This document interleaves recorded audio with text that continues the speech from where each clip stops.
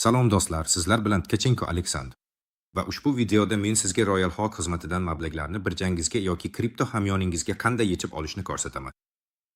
Xullas menda asosiy hisobimda yechib olish uchun $7181 bor.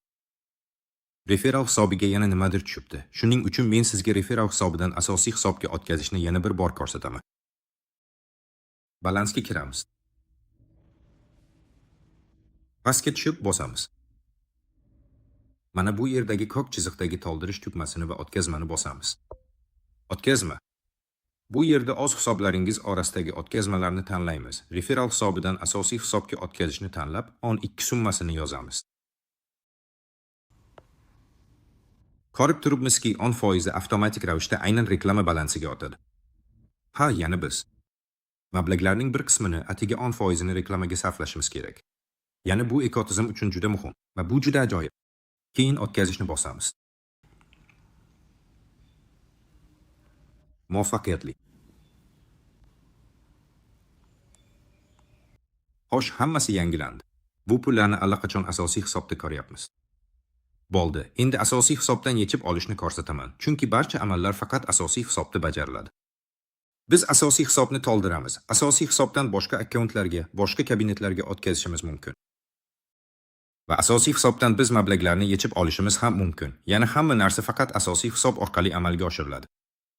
Referral hisobiga esa referral dasturi bo'yicha ishlangan pullarni olamiz.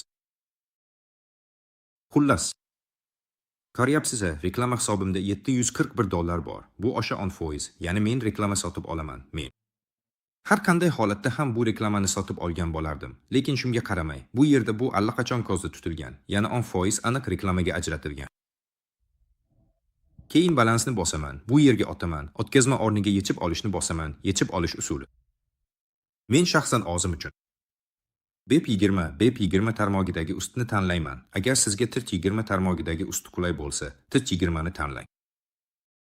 Eng muhimi aynan to'g'ri tarmoqni tanlash. Agar noto'g'ri tarmoq orqali yuborsangiz, pullaringizni shunchaki yo'qotasiz. Ya'ni bu har qanday kripto o'tkazmalar uchun majburiy shartdir. Keyin BEP20 tarmog'ida komissiya kamroq. Shuning uchun men aynan uni tanlayman.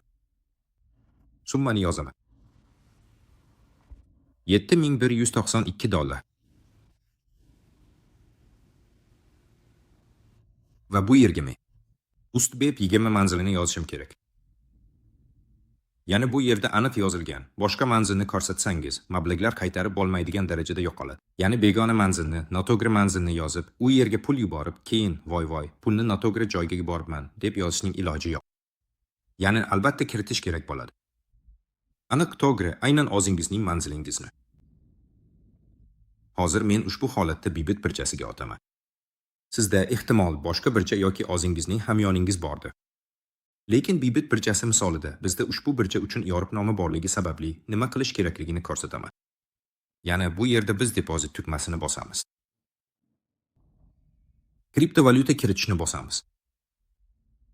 Bu yerda men usti kriptovalyutasini tanlayman. Va bu yerda menda hozirgi holatda eng birinchisi BEP20.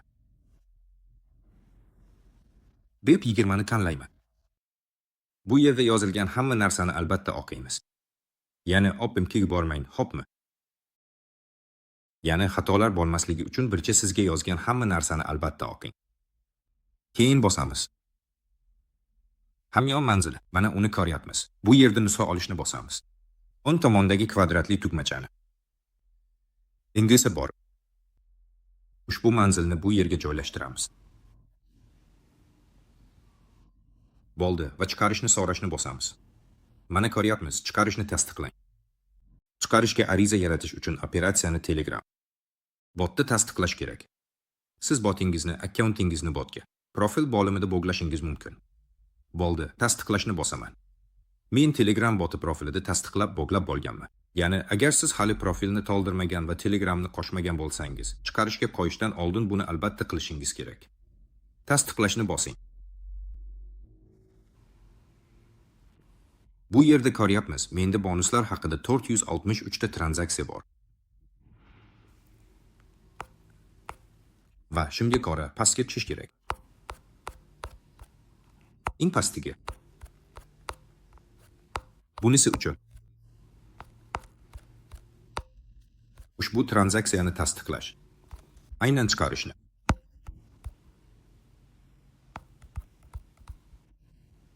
Xo'sh, nima bo'ldi? Shuncha bonus yigilibdiki, ancha varaqlash kerak. Bo'ldi. Yo'q, hali emas. Endi bo'ldi. Siz mablag' chiqarishni tasdiqladingiz. Tasdiqlanishini kuting. Bo'ldi. Asosiysi shu. Bo'ldi. Bu yerda tugmasini bosamiz. Ko'ryapmizki, mablag'lar asosiy hisobimizdan yechib olindi.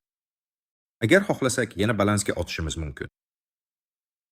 Va bu yerda chiqarish o'rniga tarixni tanlashimiz mumkin. Tarifda esa biz summani ko'ramiz. Chiqarishga qancha summa qo'yilganini ko'ryapmiz. Tavsif. Mana ko'ryapsiz, mablag' chiqarish holati. Xo'sh, bu yerda telefonda holat tugmasi yopilib qolibdi.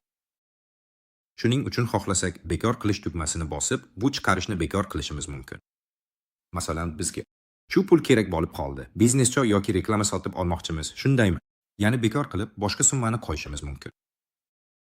Yoki referal hisobingizga ko'proq pul tushgan bo'lsa va siz ko'proq summa qo'shmoqchi bo'lsangiz. Ya'ni pul yechish hali amalga oshmagan bo'lsa, istalgan vaqtda bekor qilishingiz mumkin. Agar pul yechib bo'lingan bo'lsa, unda bekor qilishga ulgurmaysiz. Mablag'lar kripto birjangizga o'tkaziladi. Bo'ldi, endi pul tushishini kutamiz va ushbu videoni davom ettiramiz. Xullas do'stlar, videoni davom ettiramiz. Eslatib o'tamiz. $7192 miqdoridagi mablag'.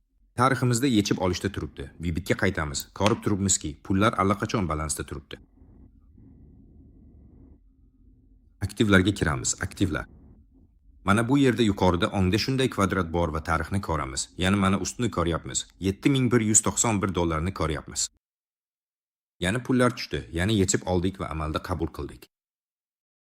Aynan Bybit birjasiga, mening holatimda, siz esa o'zingizning boshqa bir hamyoningizga yoki birjangizga olishingiz mumkin. Buning mutlaqo ahamiyati yo'q. Ya'ni mana pullar kelib tushdi. Shu bilan hammasi tayyor. Royal Hawkdan pul yechish ancha tez amalga oshdi. Garchi reglament bir ish kunigacha bo'lsa-da, lekin ko'rib turganimizdek, pul juda tez keladi. Bo'ldi do'stlar, barchaga katta daromadlar, katta jamoalar tilayman. Keyingi videoda ko'rishguncha.